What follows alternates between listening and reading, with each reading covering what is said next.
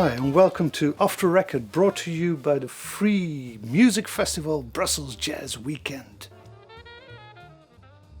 In the early months of 1953, the new Jazz Society of Toronto asked its members what their ideal jazz group would be.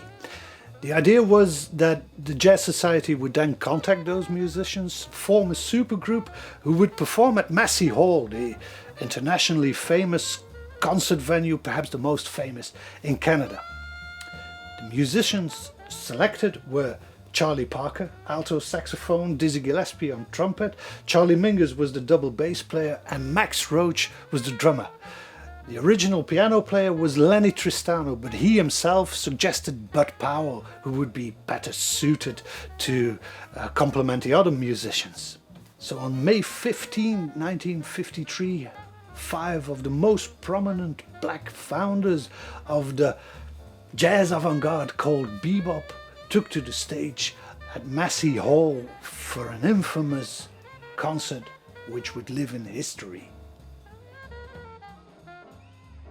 Charlie Parker, true to himself, had of course forgotten his instrument. He normally plays a beautiful Selmer alto saxophone, and last minute they had to borrow a plastic white saxophone from some local instrument store, and it's on that instrument that he plays this concert.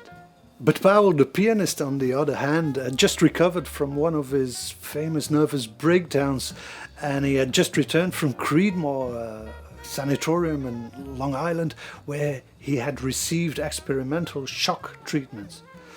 It is also rumored that he was completely drunk all through the concert. As it happened, the concert was held on the same night as a heavyweight championship boxing match between Rocky Marciano and Jersey Joe Walcott. As a result, the venue, which normally holds about 2,500 people, was only filled for about a quarter. The rest of them went to see the boxing match. Incidentally, also Dizzy Gillespie was a big boxing fan, and in between solos he left the stage to go out and check the boxing match. And also the concert was in 2 parts, with the rhythm section, Bud Powell, Charlie Mingus and Max Roach playing the first half, and during the long intermission the audience and the musicians alike disappeared to a saloon across from Massey Hall. And it took the organizers, who got frustrated, long coaxing to get them all back in for the second half. Some might even have stayed behind. With all of this going on, it's no wonder that at the end of the evening there was hardly any money earned to cover all expenses, and the organizers couldn't pay the musicians. But Charlie Parker was adamant. He demanded that they pay from their personal accounts, and the next day he would cash their checks.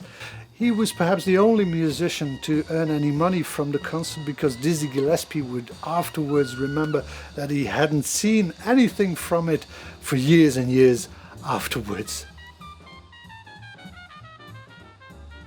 This music demonstrates that, contrary to popular belief or fear even, that bop isn't this hermetic, fast-paced music for the happy few. The music played during this concert exudes life and joy. You can literally taste the sheer fun the musicians were having while playing this concert. From the stage antics of Dizzy Gillespie shouting the title behind Charlie Parker on the track Salt Peanuts, to Charlie Parker feeling the acoustics of the hall during the opening track Perdido, and the audience enthusiastically responding to his playing.